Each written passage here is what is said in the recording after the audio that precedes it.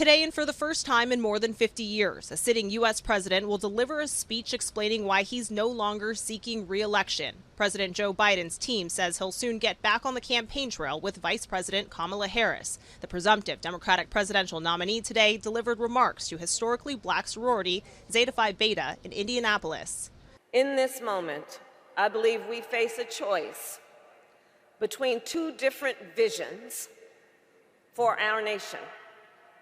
One focused on the future, the other focused on the past. And with your support, I am fighting for our nation's future. The VP once again welcomed with cheers, touting some of the administration's decisions around student loan debt forgiveness, maternal health, and reproductive freedom. Donald Trump, former president, handpicked 3 members of the United States Supreme Court because he intended for them to overturn Roe v. Wade. When I am president of the United States, and when Congress passes a law to restore those freedoms, I will sign it into law.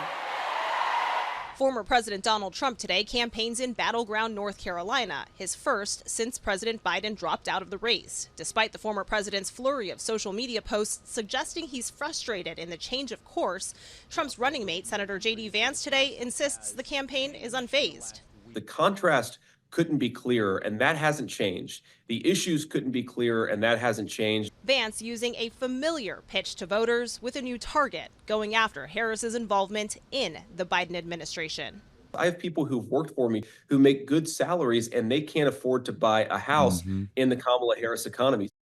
The White House today wanted to make it clear President Biden could have served another 4 years and that this was a difficult personal decision that he plans to explain tonight. Christiane Cordero, ABC News, the White House.